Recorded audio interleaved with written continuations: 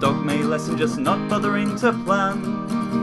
That's a question for TEFLologists. When I read this book, is it better to skim or scan? That's a question for TEFLologists. Can you be a good teacher if you have a CELTA? Or should you invest in an MA or a Delta? From politics to methodology, we'll discuss them all on TEFLology. Hello, I'm Matt. I'm Rob. And I'm Matthew. And welcome back to TEFLology, a podcast all about teaching English as a foreign language and related matters, presented by three self-certified TEFLologists.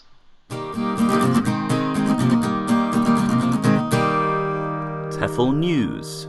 Today's TEFL News is it's a story from the Chronicle of Higher Education called How Teaching in English Divides the Arab World. Not teaching English, but teaching in English. Okay. Is that the only thing that divides the Arab world? That's the main one, I think. It's one of the main ones, yeah. Not It is. ISIS or anything. Well, maybe it's just one of the things that's dividing the Arab world at the moment, Okay. but it's the one that is pertinent to this podcast. Right, sure. So increasingly in the Middle East, as in other areas, the Middle East, North Africa, English is being seen as important for people to get jobs and for people to move up the social ladder and that kind of thing. Mm-hmm. As we know, obviously. And so apparently a lot of universities in the Middle East and in North Africa are switching their mode of instruction from Arabic to English. Yeah. So there are lots of private colleges that teach in English, which are popping up, sort of all over the place. And also lots of public universities in various different countries have made English the language of instruction for a lot of different subjects. So the sciences particularly seem to be mentioned a lot. Some of the humanities as well. How do you feel about that? I feel okay about that. I don't know if it works. I know that's maybe been a more popular method in Europe for a while. I think they've been doing that. Yeah. Using English as, I guess, I don't know. I mean, it may be described as a CLIL approach or content based, but using English as the language of instruction. Yeah. So, what do you think are some of the good points of teaching in English? Well, it's an international language. I mean, it probably connects people a lot more. Yeah. I mean, there's a lot of conflict in these areas, so you could argue that English could be used as a peacekeeping tool, potentially. Right. I mean, they already have a lingua franca for the area. Right, okay. Which is Arabic. Yeah. Yeah. That's true, yeah. So what do you think are some of the potential downsides of this? Resistance. Okay. Is resistance a downside or is it a result of a downside? So to take an example from the article, Qatar University in 2003, they introduced teaching subjects in English, sort of across the board, lots of different subjects. And the president of the university said, "I look at English not as a language, but as a skill. It's like how you need to learn to use the computer or the internet. Most people look at English as a whole mechanism, a system of values, a way of thinking." So his reform was aimed at teaching English as a tool, basically. But it was received by lots of people. That decision was received by lots of people as attempting to push a system of values or a way of thinking associated with English onto the students. And then in 2012, the country's Supreme Education Council decreed very suddenly that Arabic would become the university's official teaching language, so completely reversed that initial decision. Yeah, so I mean, I guess that's one example of one of the downsides, is that people have values and have beliefs attached to English that maybe aren't intended by the people promoting content-based instruction, I guess. Yeah, I wonder. In that case, it seems more like, I don't know. Maybe the university instigating that policy would have to make it. I mean, when did he say that thing about English being a skill rather than a set of values? Was it when it looked like English may be taken away as the language of instruction? Was he saying that to defend their policy? I'm not sure. It doesn't actually give a year for that in the article. Right. So he's been president. He's still the president actually. So he's been president since 2003, and the changes were reversed in 2012. So sometime between those 2 points, I guess, like probably kind of late 2000s. Yeah, I mean, my feeling is that there's so many people around the world learning English, and that the vast majority of them view it as a skill. Right. They do it because they realize it'll be useful for their future employment or for travel or these kind of things. And again, I'm just speculating, but I imagine most of them aren't learning it to kind of identify with whatever set of values they might think goes along with English. It seems to me that there's a problem, like with it being top down, coming from the institution, coming from the Supreme. What did you say? The Supreme Education Council. Yeah, it seems like So it seems like when it comes from the government or it comes from a council and it's kind of in a top down kind of way, that always never really seems to work. And we attended a presentation recently about how English has kind of been passed around in Malaysia. And it seems like it's going through the same process, perhaps. Right. It becomes used in a kind of a CLIL approach, and then it gets demoted to a subject in a school. It's non-compulsory anymore. Right. I wonder if this will be the same case, perhaps. Possibly, yeah. Well, I mean, Matthew, the point that you were making about the people learning English as a tool. So that's another downside, actually. It's mentioned in the article. So they say that in other parts of the Arab world, so the article was largely focused on like Egypt and Qatar, but in other parts of the Arab world, the problem is not so much that that English threatens Arab identity, but more that it causes deeper levels of inequality between people. Because it is a way to improve your status. But different countries have differing levels of, primary or secondary English education. And so different people have they have differential levels of access to English, which means that, and generally people who are already relatively privileged have better levels of access, and people who are, further down the social ladder have lower levels of access. So there's a distinction there, a social distinction, where the people who already have a high social level can improve their social level, and the people who don't can't. Yeah. Do you think that's a reasonable concern? Yeah, I think so. I think maybe just like any other factor that people with the means can have access to that people that don't can't. That may be a factor. Although what that also made me think of was an interview. I think it was an interview I read with Scott Thornbury, where he talked about how I think he spent time as a teacher trainer in Egypt, and that the boys who would charge tourists for camel rides or those kind of things with no formal education at all in English reached a pretty high level of proficiency. Yeah. Just by just through the fact that they needed that tool to survive. I mean, not to survive, but to be good at their jobs.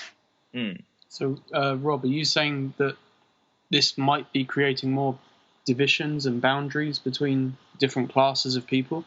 Well, I'm not saying that. That's what the article's saying. But yes, that seems to be one of the main concerns. Right.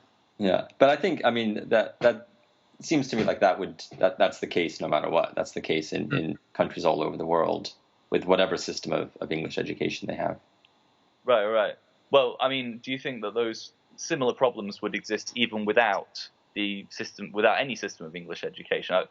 Is this something that's endemic to English education, or is it something that English education is becoming symptomatic of? I think it's something that's always happened and always will, and right. Maybe English education is just another one of those things. Yeah, yeah. I mean, English is easily accessible these days, is it not? I mean, it's kind of everywhere. Mm-hmm. It's there if you want it, but I mean, other things like good teaching, good materials, opportunities for use. I mean, there are also other kind of spanners in the work as well, perhaps. Mm. But I think, like the Egyptian camel boys, which is probably the wrong term to call them. They'll maybe compensate for not having access to quote unquote good teachers. Yeah. And find other ways of right. So becoming good at English. So they have access, they have use for it, I guess. Yeah. But like you were saying, I think with technology and with other things, it's kind of flattened the field a little bit. I think maybe more people have access to some kind of English. But in those examples you're using, do you think that those people have access to the same level status English is, if you see what I mean? So if you're just learning English from helping tourists get around a city or whatever, you're learning quite a limited variety of English. You're probably going to have you're not learning a prestige variety essentially, which means that the English you're learning is useful for what you're doing now, but it's not useful for advancing your status, which is what the article's talking about. Possibly, but it's like if we still go back to this idea of it being a tool, it's a tool that's working. It's maybe I don't know.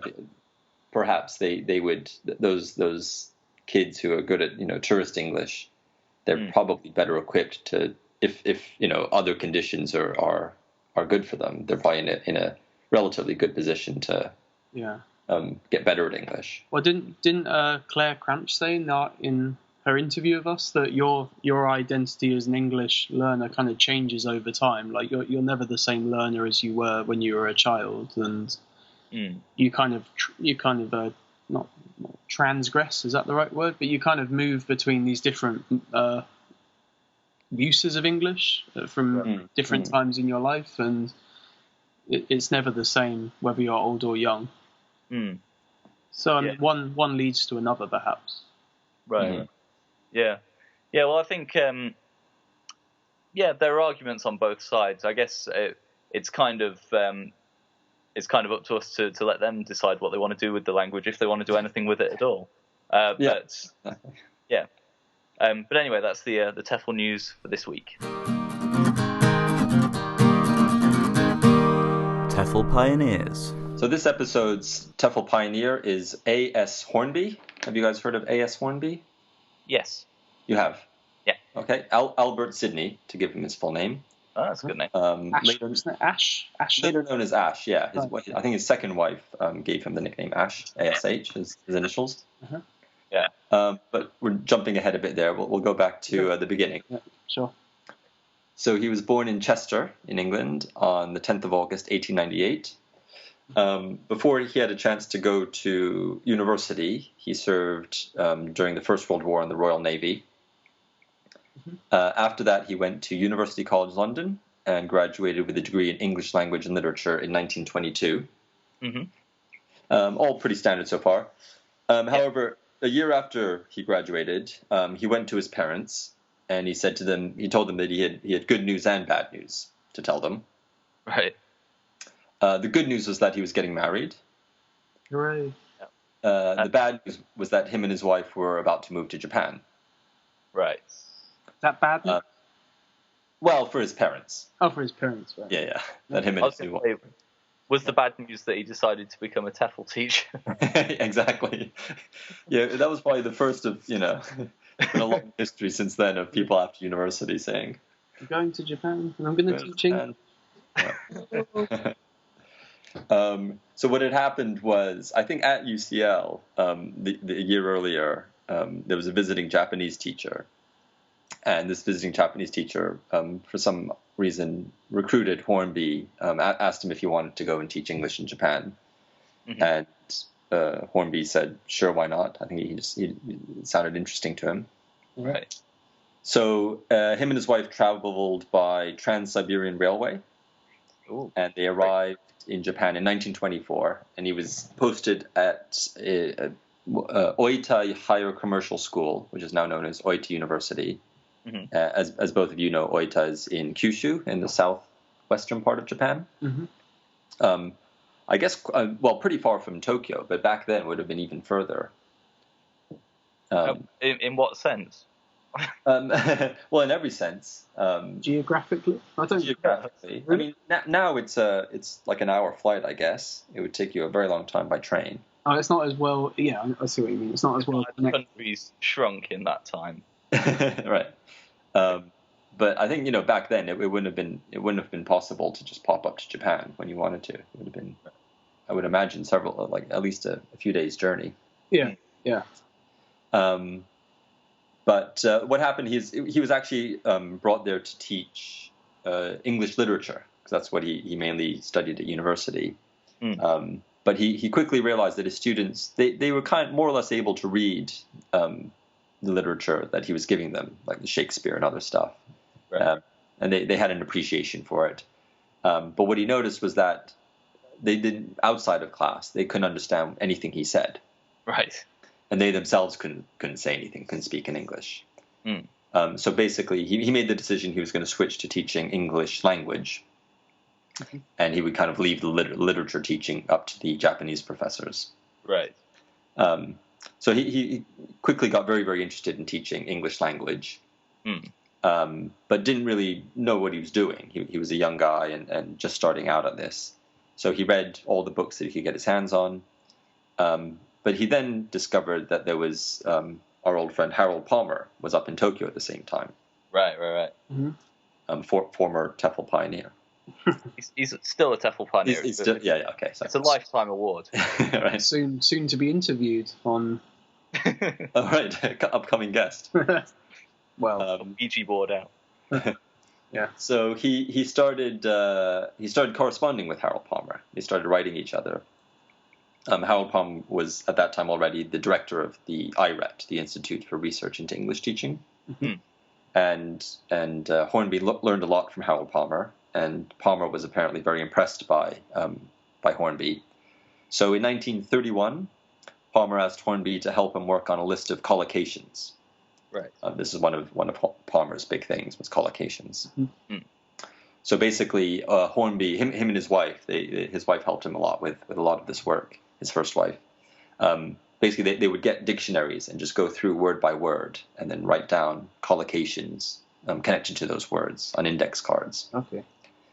The following year, in 1932, Palmer invited Hornby to join him in Tokyo. So Hornby went up there. He had a position at the Tokyo University of Foreign Studies, and I think at another teacher training college.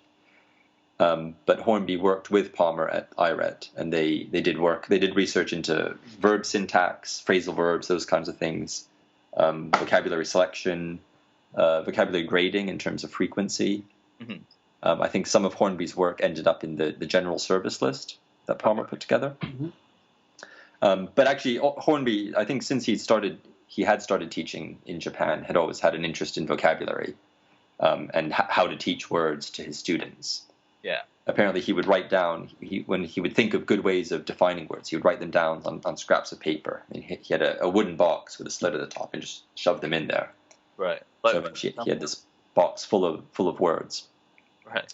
So when Palmer left Japan in 1936, Hornby became the kind of de facto new director of the IRET and the editor of its journal, which is called Bulletin. Right. He then decided that what was really needed was a dictionary specially made for language learners. There was nothing that existed at the time. And he realized that the work him and Palmer had done and the work he had been doing was kind of... It seemed obvious to him that all the work they were doing was leading to this, was creating something that learners could use. Right. Yeah. So he put all of his experience and knowledge into writing what became the title was the Idiomatic and Syntactic English Dictionary, which a Japanese publisher published and released in 1942. Right. Obviously, the war had broken out by this time, and so the Japanese publishers, they didn't actually have enough metal to make the stamps for the whole book. Right. I think back then they would make the, I don't know what you call it, but the Press. The press, I guess, for each page, Mm. and then just make a bunch of copies. But they only had enough metal to do 100 pages at a time. Right. So they'd make 100 pages at a time, melt all the metal down, and then create the next 100 pages. Oh. But the book was very successful, and at some point, the Oxford University Press heard about this project, and they asked Hornby if they could publish the book internationally, which he agreed to. Mm-hmm. However, by this time, Pearl Harbor had been bombed, and Japan was heavily involved in the war. Right. And it wasn't easy for him to mail anything from Japan to Europe. He had 2 failed attempts of sending manuscripts back. Further into the war, he was then put under house arrest with other foreigners, Right. and then sent back to England, but was told he couldn't take anything. He had to take literally the clothes on his back and nothing else. Mm. He had to leave all of his books and papers back in his house in Japan. Luckily, apparently, Palmer in England had copies of most of his manuscripts. Right. I'm not sure exactly how. Maybe he'd been sending them previously. Mm. But when he arrived in England, he could go to Harold Palmer, and Palmer could give him copies of everything he needed. Right. And the OUP published this dictionary in 1948, and it was then called A Learner's Dictionary of Current English. Later, I think the second run was then called the Advanced Learner's Dictionary of Current English, now known just as the. Sorry. Was that more difficult than the original? The advanced? I don't think so. I think they maybe just added that. It was just another run, but I think they just added the advanced to maybe make it sound a bit fancier. Marketing, that's what it is. Yeah. Yeah. They should have done it like Headway, just called it the new one, and then the new one. Right. Exactly. The new one. Yeah. And eventually he'll win an Elton, or if he's lucky. Yeah. he's lucky. So now it's just called the Advanced Learner's Dictionary. I think it's in its 9th print, but it was a 9th edition. Sorry. Mm. Not print. And it was a huge success. The OUP's biggest seller. I read that apparently a copy and a half is sold every minute. Yeah. Why would you buy half a copy? It seems like. Right. I know it's yeah. But it's also the most pirated book in the world. Apparently. Yeah. During its first few runs, paper was short during and then immediately after the war, and they actually were cutting print runs of Shakespeare and the Bible to be able to meet the demand of the Advanced Learner's Dictionary. Oh. Mm. Both of those books contain quite low frequency words, so you can understand it. That's right. Yeah. Matt, do you have any examples of like some of his earlier ways of describing language items? Not really. I mean, he was he was going off of previous dictionaries, and right. Okay. And yeah, as you can imagine, wanting to write something for a learner's dictionary, his main objective was making something that was easy for students to read. Right. I guess one thing he did was, which is kind of an obvious thing, but use high frequency words in the definitions themselves. Okay. Okay. And also sometimes the shorter definition was not necessarily the easier definition. Right. Yeah. So he would, he was aware that sometimes you needed some longer words to explain something correctly.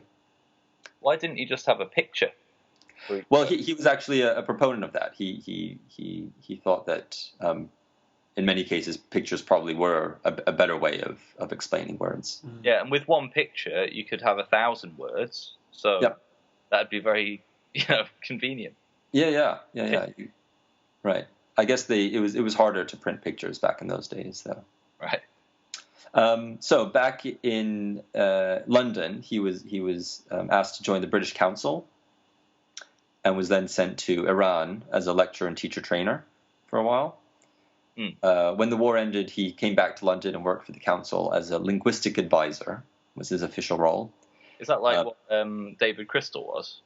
Yes, I think so. Right. But Crystal was a private linguistic advisor. Right. Yeah, he I think this was his position in the council. Okay. And it was around this time that he started the English Language Teaching Journal, now known as ELT Journal. Mm-hmm. And he did this because of his experience at IRED in Japan and their bulletin journal. Yeah. And he realized the British Council had nothing similar. So he started this journal, the ELT Journal, which is now still very successful. Mm. He also contributed to a BBC radio series called English by Radio. Apparently, also often known as Hornby by Radio, because of he was a strong influence on it. Right. Or the main personality of it. Was that an English teaching show? Yes, I believe so. I think you could listen to it and then learn how to speak English by listening to the radio.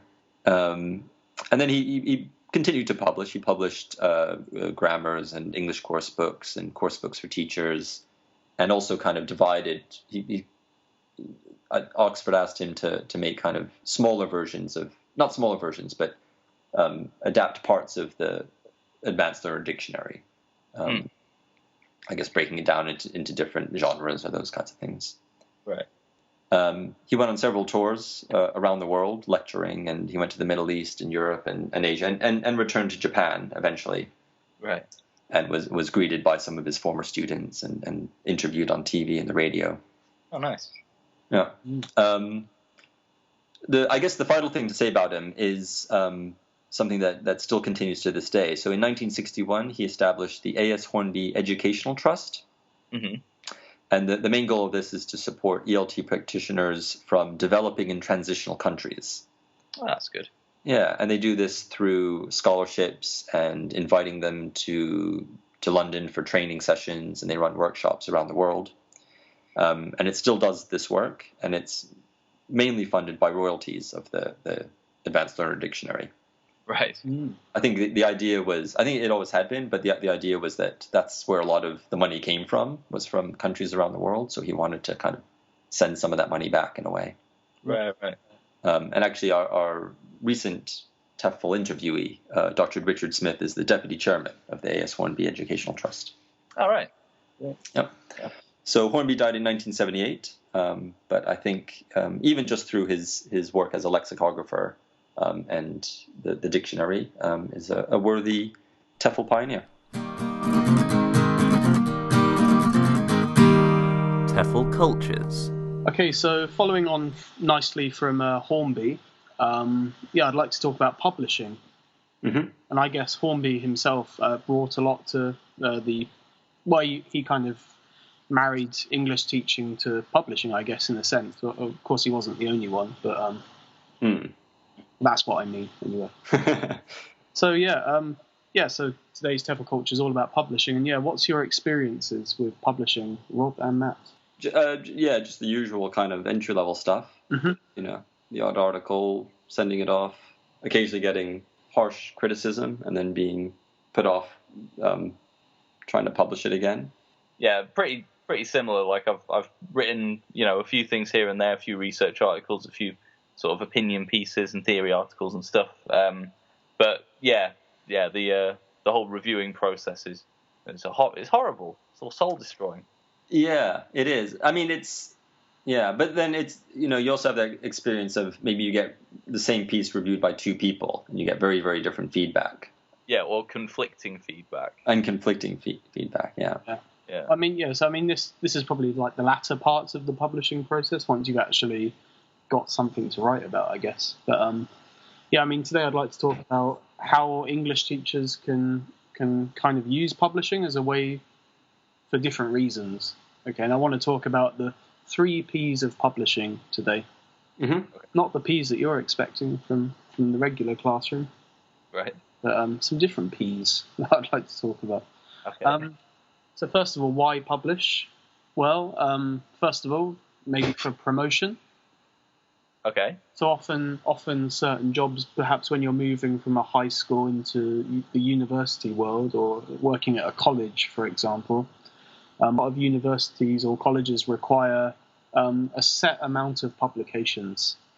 And And now within the context of Japan, where the three of us work, that's often 3 publications at kind of entry-level jobs. Mm-hmm. Yeah.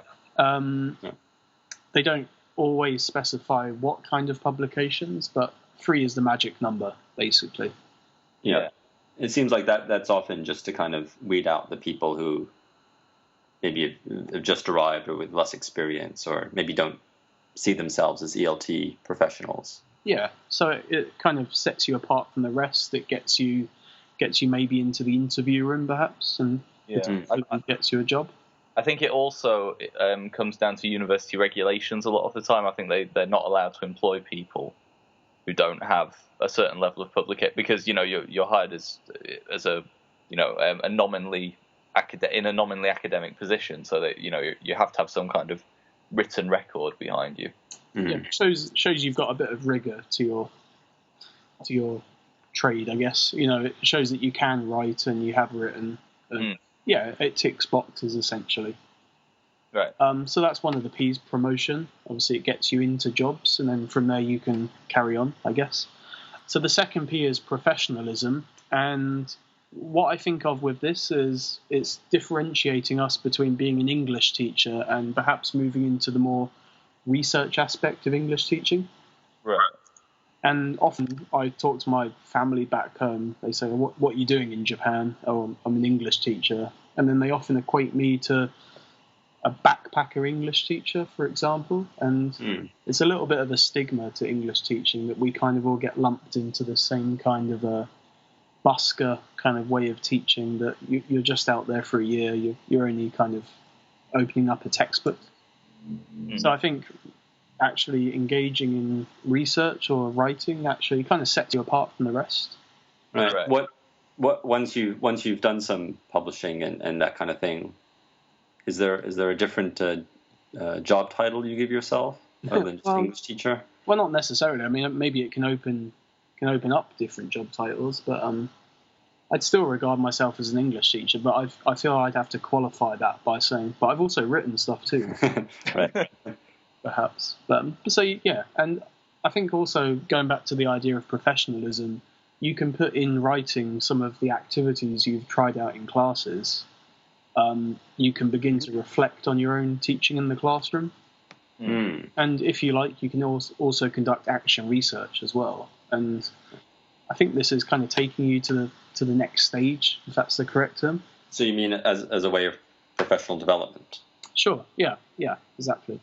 Yeah, it seems like there's kind of 2 things going on there, because you've got the people who are publishing academic stuff, and then the people who are publishing professional stuff, like for magazines and professional. You've even got a division in journals between research journals and professional journals, right?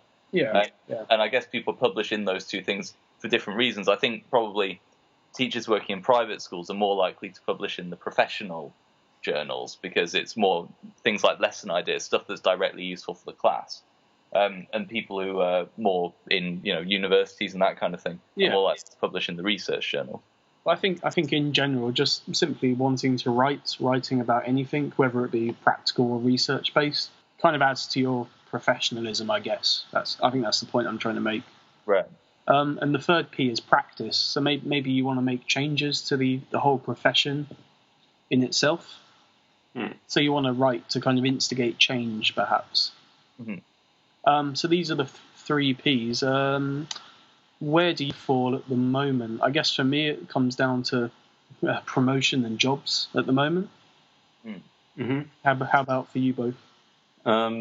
Yeah, I feel like I should do more of the promotion stuff, but also I'm pretty lazy, so I need to kind of be interested enough in something to force myself to sit down and write about it. I mean, I guess there's the problem with the whole term publish or perish. Yeah. Simply writing to just keep up with what's going on around you and the others going on around you. That could be problematic, I think. Yeah, I mean, it's definitely good motivation to publish. Sure. Yeah. Yeah. I'd like to move on to what to publish. So, for example, if you've recently completed an MA, perhaps one place to start would be to kind of rewrite one of your MA essays. Mm-hmm. This isn't always good advice, and I don't think I'm I don't think I'm the best person to be saying this, but that possibly is one place to start, perhaps. Yeah. Another place is... Are you not the best person to say that? Well, you know, it's